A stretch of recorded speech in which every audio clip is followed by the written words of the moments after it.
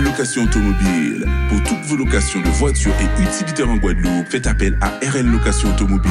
Avec RL Location Automobile, réservez en toute tranquillité, 7 jours sur 7, 24 heures sur 24. RL Location vous propose une large gamme de voitures et d'utilitaires au meilleur prix sur le site internet www.rl-location.com. RL Location, c'est aussi l'assistance et la livraison. Pour tout renseignement, contactez-nous au 05 90 106 687. RL Location Automobile, la location en toute simplicité. Ce moment chez RL Location, véhicule catégorie A à partir de 14 € par jour et véhicule catégorie C à partir de 50 € par jour. Martinique Actualité. Dans les pays méditerranéens, on la surnomme plutôt l'or vert. L'huile d'olive est connue pour ses bienfaits depuis l'Antiquité. L'oléocanthal qu'elle contient serait même anticancéreuse. L'air aujourd'hui est de qualité moyenne. Le temps d'une journée, hier, jeudi 11 mai, Pôle emploi Martinique et ses partenaires ont donc délocalisé leurs offres de services au bénéfice de tous les publics en recherche d'emploi, de formation, mais aussi d'informations sur les métiers, sur la création d'entreprises et sur l'orientation. Ce jeudi 11 mai 2023, de 9h à 16h30, Chemin pour l'emploi, événement mis en place par Pôle emploi Martinique et ses partenaires, s'est tenu sur le stade Pierre-Aliquer à Fort-de-France. L'objectif de cette journée était de faciliter la rencontre entre les recruteurs, les chercheurs d'emploi, les personnes en reconversion, les porteurs de projets ou les jeunes en réflexion sur leur orientation. Des partenaires de Pôle emploi Martinique ont offert à cette occasion des leviers supplémentaires facilitant le retour à l'emploi, le développement des compétences, mais également l'accès aux droits. Parmi les actions, des job dating, des rencontres avec les centres de formation, des démonstrations métiers, des découvertes ludiques ainsi que des webconférences et des ateliers. Les thématiques ont porté notamment sur l'accès à la formation, l'alternance et les métiers en tension. 4 pavillons étaient ouverts aux visiteurs. Dans le premier, opportunité d'emploi, le public a pu rencontrer des recruteurs de tout secteur d'activité et des agences d'intérim. Dans le second, formation, ce sont les offres de formation en lien avec les besoins des entreprises qui ont été présentées. Le troisième pavillon, accompagnement, recrutement inclusif, a proposé des solutions à tous les publics en fonction de leurs besoins en matière d'accompagnement à l'emploi, d'insertion, de logement, de santé ou d'accès aux droits. Quant au quatrième pavillon, découverte des métiers, il avait pour ambition d'aider ceux qui le souhaitent à choisir une orientation, mais aussi de susciter des vocations. Ce jeudi 11 mai, la Martinique a été confirmée à la présidence du comité spécial du transport de l'Association des États de la Caraïbe, l'AEC. La Martinique tient en effet à ce que soit mise en place une réelle politique caribéenne du transport, mutualisant les moyens notamment pour une vraie connectivité maritime et aérienne dans la Grande Caraïbe, ainsi que pour un désenclavement interne. 5 ans après sa décision visant à autoriser les aides d'État pour le financement du renouvellement des flottes de pêche dans les régions ultra-périphériques françaises, la Commission européenne entendrait revenir sur ce principe. Il revenait en effet à l'Ifremer d'évaluer au nom de la France l'état de la ressource outre-mer afin de fournir à la Commission des éléments objectifs justifiant de la bonne application de la décision d'ouverture prise en 2018. Mais l'organisme a failli à sa mission. Pourtant, en 2002, Serge Letchimy avait suggéré, à l'occasion de la conférence des présidents des RUP en Martinique, que l'État associe les collectivités locales et les collectivités des pêches afin de faire remonter le maximum d'informations utiles en direction de la Commission. Conscient des besoins réels sur le plan local et en défense de la profession qui attendait l'application de cette décision, les présidents des RUP devraient se réunir prochainement afin d'évoquer les perspectives et les actions à mener pour faire aboutir le dossier au niveau français et européen. En partenariat avec la CCI Martinique, le 5e séminaire territorialisé Les entreprises au cœur de la transition énergétique de la FEDOM, la Fédération des entreprises des Outre-mer, se tiendra le mercredi 17 mai prochain de 8h30 à 12h30 dans l'auditorium de la CCI Martinique à Fort-de-France. Ce séminaire sera l'occasion d'identifier les différents points de blocage et d'œuvrer de concert à l'élaboration de réponses collectives. Rappelons qu'en 2015, la Martinique importait plus de 93% des ressources énergétiques qu'elle consommait.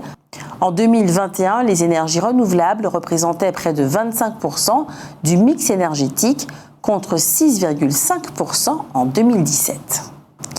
L'économiste guadeloupéen Jean-Marie Noll écrit ceci dans une tribune, citons-le.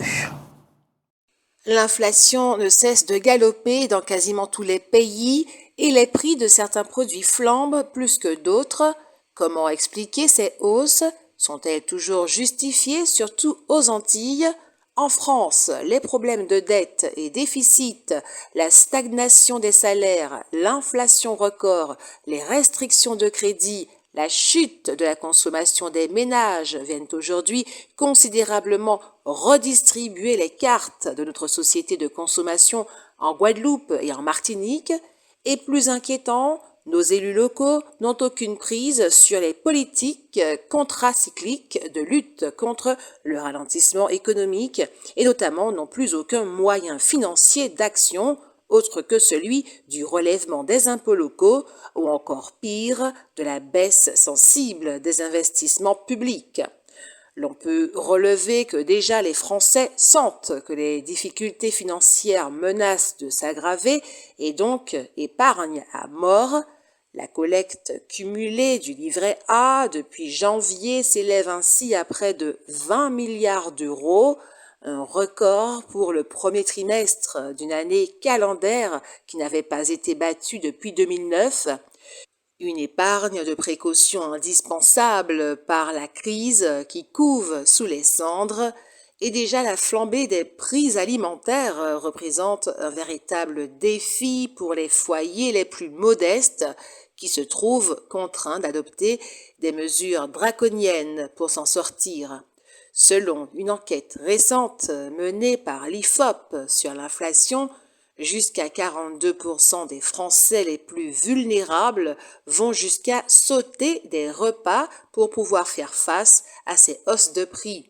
Ce chiffre alarmant, mais aussi la multiplication des vols d'aliments dans les supermarchés, mettent en évidence les difficultés auxquelles sont confrontés de nombreux ménages dans le pays. Fin de citation. C'est donc signé Jean-Marie Noll. Comme chaque année au mois de mai, la Nuit européenne ouvre gratuitement les portes des musées au public.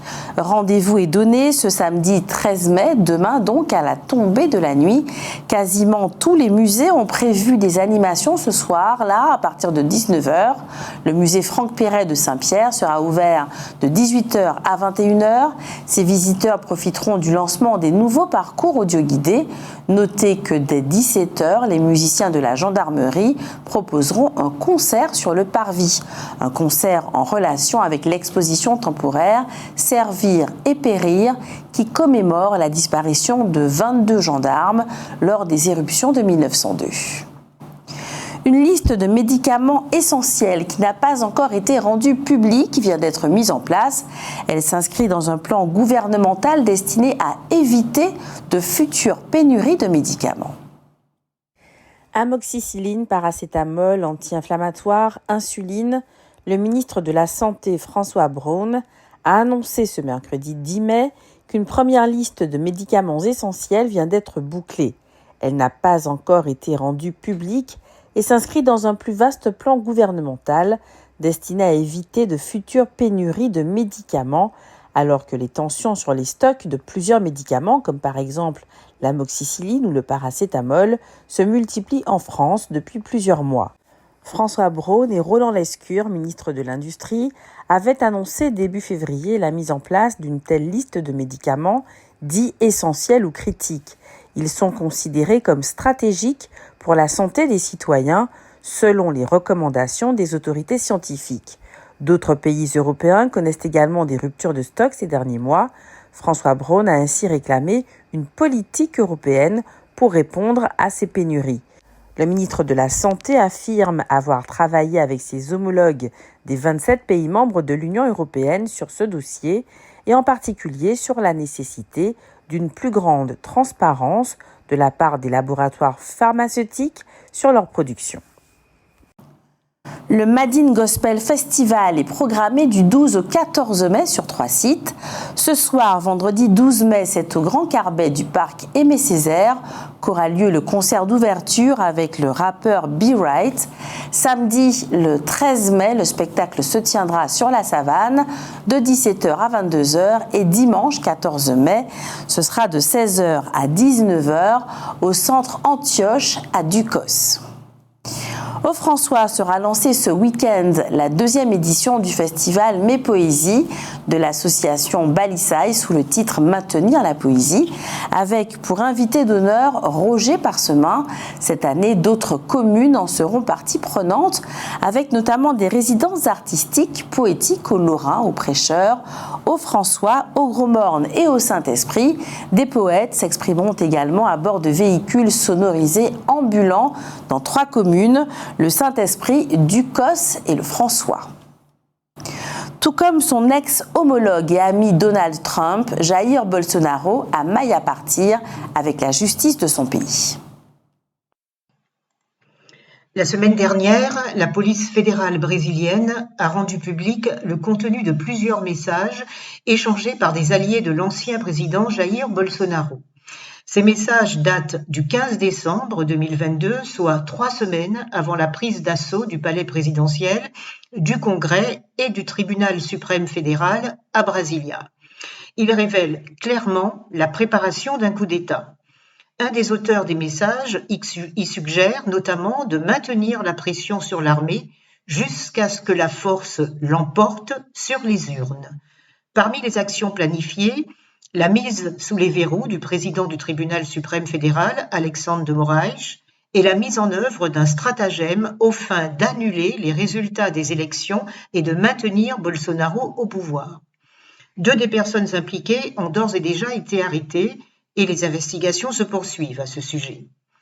La police fédérale soupçonne par ailleurs Bolsonaro, sa femme Michelle, la fille de cette dernière, ainsi qu'un certain nombre de fonctionnaires du palais présidentiel d'avoir participé à une fraude à grande échelle concernant la gestion des cartes de vaccination.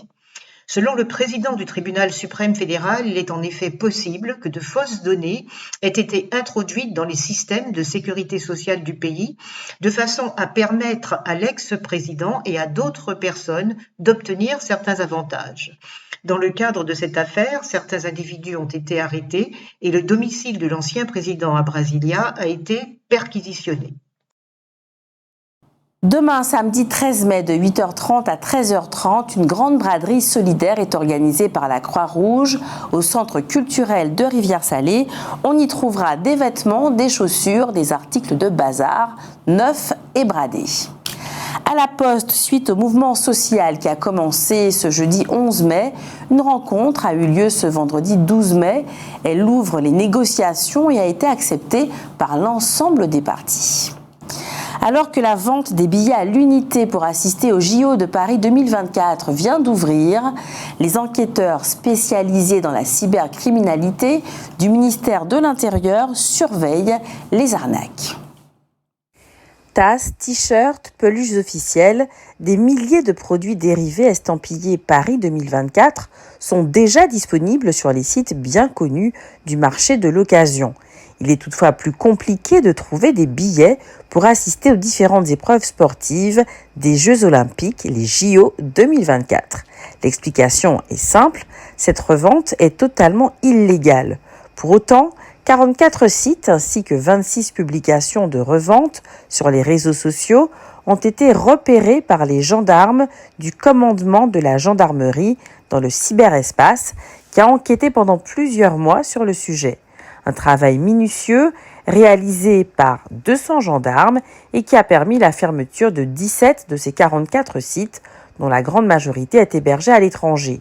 L'occasion pour le ministère de l'Intérieur de mettre en avant les opérations menées dans l'ombre par les forces de l'ordre pour faire de ce grand événement planétaire une réussite, afin d'éviter l'émergence d'un véritable réseau parallèle de revente de billets ou de vente de faux billets. L'organisation de Paris 2024 a envisagé plusieurs solutions. Ainsi, les billets officiels ne seront vendus qu'au tout dernier moment sur une plateforme officielle qui n'ouvrira pas avant 2024. Le système de sécurité de la billetterie devrait en principe empêcher de pouvoir créer de faux billets. Le billet sera d'ailleurs 100% digital et le QR code ne sera généré qu'au dernier moment. Enfin, les billets seront nominatifs. Outremernews.fr, le site de l'actualité Outre-mer, 24 heures sur 24 et 7 jours sur 7. Retrouvez la chaîne Outremer News sur YouTube.